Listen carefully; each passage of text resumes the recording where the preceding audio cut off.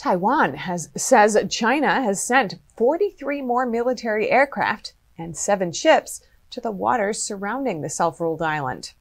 We hear from retired Marine Colonel Grant ניושם, who now serves as a senior fellow at the Center for Security Policy, for insights. Colonel Ніושם, thank you so much for joining us. To begin with, I'd like to look at the strategic implications for the U.S. in regards to China's continuous pressure on Taiwan, especially in light of its recent increase in military aircraft near Taiwan. Well, it's a huge problem for the Americans. They've suddenly got 2 big conflicts going on, one in Ukraine, one in Israel, Gaza. You can only handle so many of these.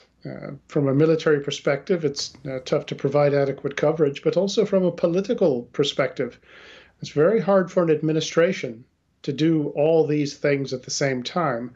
And you have to have a sense of priority, even if you don't want to. And unfortunately, the Asia-Pacific just might get short shrift on this. The Americans aren't ignoring it, but it's a lot to handle. And do you expect that the Chinese Communist Party will take advantage of this situation to advance its long-standing agenda to take over Taiwan? Well, I think they're sorely tempted. They can do the math as well as anyone. They see how much hardware the Americans have. They see what their political position is, how chaotic things are in the U.S., how much resources are being drained in the Middle East and Ukraine. And as I said, they must be sorely tempted. And so what do you think that we should be on the lookout for? What warning signs should we consider? Well, hopefully the CIA, with its $90 billion a year budget, is doing its job and knows what the Chinese are planning to do. I wouldn't count on that, however.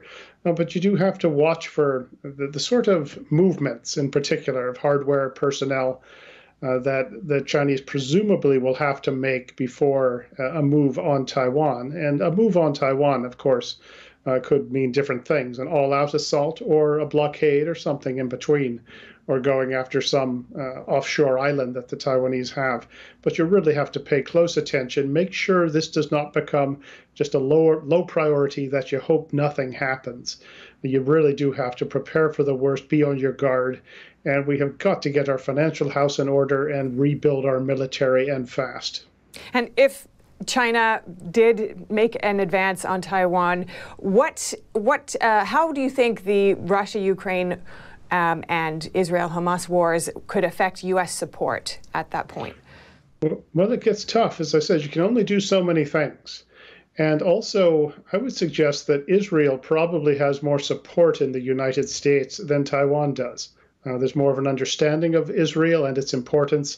There's more political support and backing that Israel has. Taiwan, not so much. And the Chinese do have a big constituency in the United States, on Wall Street, the business class, and even the political class, who will say, well, don't go to war, don't risk nuclear war over some rocks, over a rock, which is Taiwan. It's way out there. Who knows much about it? Just let it go. That is very dangerous. So the dynamic is different. And there is a lot of risk here, and it's coming to us very fast. I see. And Colonel, just lastly, President Biden is to be meeting with Chinese Communist Party leader Xi Jinping later this month. Do you expect that he'll bring up Taiwan? And if so, what do you hope that he will say? Well, he'll bring it up, and he'll probably say America supports it, something like that. But we are so desperate to engage, to talk to the Chinese, that we'd look ridiculous. This is not how you deal with the Chinese. You think we'd know better. I'm glad the adults are in charge, but I don't have much confidence. Well, with that, thank you so much, Colonel Grant Ніושем, Senior Fellow at the Center for Security Policy. Really appreciate your time. Well, thanks very much for having me.